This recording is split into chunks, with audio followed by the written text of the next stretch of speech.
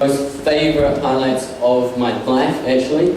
What I learned from this trip, well, I learned a lot about the activities and how to do things like caving and abseiling and tramping and all that. But I also learned how to be more of a role model, and I extended my knowledge of how to be a good leader and inspire other people. I also learned to appreciate having no technology, no iPods, no phones and all that stuff. And also seize your opportunity. If you see something like this up in the school notices or some teachers just talking about it, go up to them and ask them about it and see what you can do to get into it.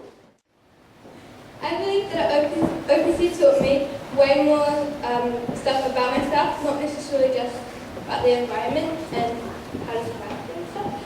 Because at the start of the year, my friend said that I was kind of like, I was hiding in a little shell. And then when I came back from OPC, it was kind of like, it was broken. Like, when I was around, when I was hiding. So I observed a whole lot. First day, Taita and Naenae, that was it. Second day, they were talking together and starting to do stuff. And the third day was the group. It was cool, so cool. They actually were not Taita and Naenae. They were the activity group. And they stuck together, they ate together, it was really cool. It was, so I thought, yeah, this is some really good decisions. Mixed them up, they had to get together, they had to talk. Well, I watched them in the group, they were walking along, they were just talking to each other, they chattering, and it was like they'd known each other for a long time. It was really, really neat. What was the best things? What was some of the best things that happened the other day? One of the things was, I fell in a swamp. It was really cool, she said. I fell in a swamp. And all the kids, I have to admit, took part in it. They actually had a real good go at it. They pushed their boundaries. That's what it was about. They learned about themselves, and it was really cool. I watched them go from two separate groups. Even then, they were not two separate groups. They mixed up there because they never associated with each other really anyway, to being a cohesive group who worked as a team. They supported each other, and it was really great.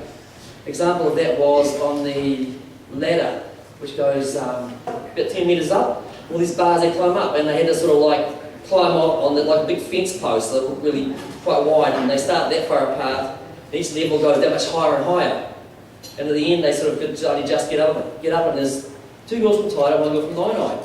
And on the first layer, which is there, they were squealing and saying, I can't do this, I can't do this. And they helped each other out, and they got all right at the top. It was so cool. And it was actually, they helped each other up, and it was working as a team was really neat. And personally, my experience at OPC was amazing. I'm so glad to have had the opportunity. First, going there, everyone was so paranoid about our two schools being mixed, and well, turns out they had to be. Starting off, the two schools, they stayed far away from each other, avoiding them like the Black Plague. To think all it took was OPC for our schools to get this close.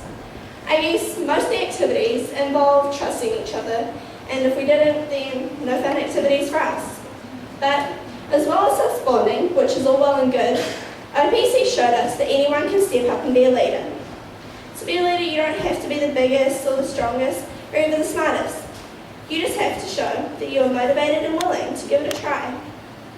So you see, it doesn't matter, big or small, dumb or smart, fit, couch potato, because in that 1 week, I think everyone stepped up and proved that they can do anything.